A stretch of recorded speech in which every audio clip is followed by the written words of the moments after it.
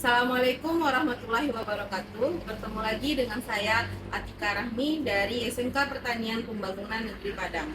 Baiklah, pertemuan kita kali ini akan membahas salah satu materi yang ada pada mata pelajaran dasar-dasar agribisnis tanaman, yang mana mengenai rantai proses agribisnis tanaman. Selamat menyaksikan.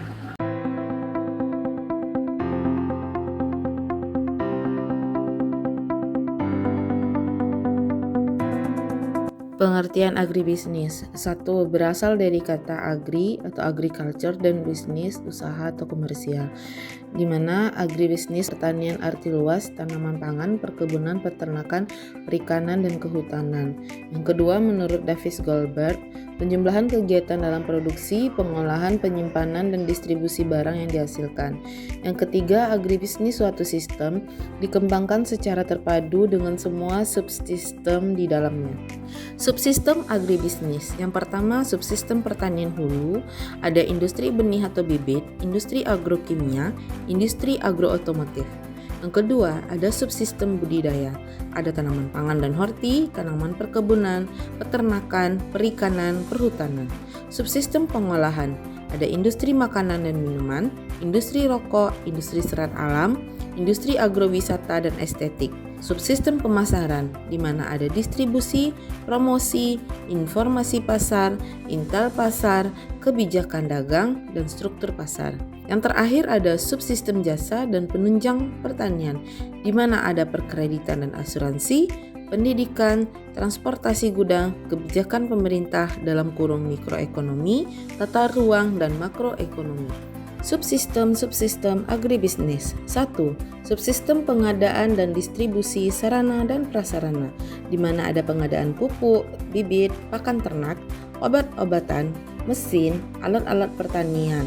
Yang kedua, subsistem produksi pertanian, di mana ada pertanian tanaman pangan, perkebunan, perikanan, peternakan, dan kehutanan.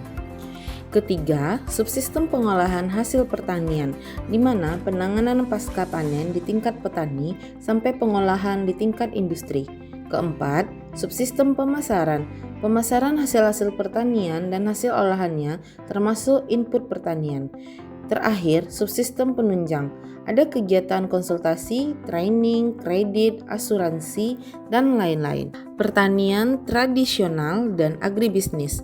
Pertanian tradisional adalah petani secara tradisional merangkap sebagai manajer, pelaksana, dan penyedia sarana produksi dan distribusi. Sedangkan agribisnis adalah fungsi-fungsi di atas terpisah, tersebar dalam industri yang berbeda-beda. Masing-masing industri terpisah namun terorganisasi dan berada dalam satu sistem agribisnis. Kajian sistem agribisnis ada dua pendekatan analisa. Yang pertama, pendekatan analisa mikro, memandang agribisnis sebagai unit usaha yang bergerak baik dalam salah satu subsistem maupun lebih. Yang kedua, pendekatan analisis makro, memandang agribisnis sebagai unit sistem industri dari komoditas tertentu yang membentuk sektor ekonomi secara regional maupun nasional.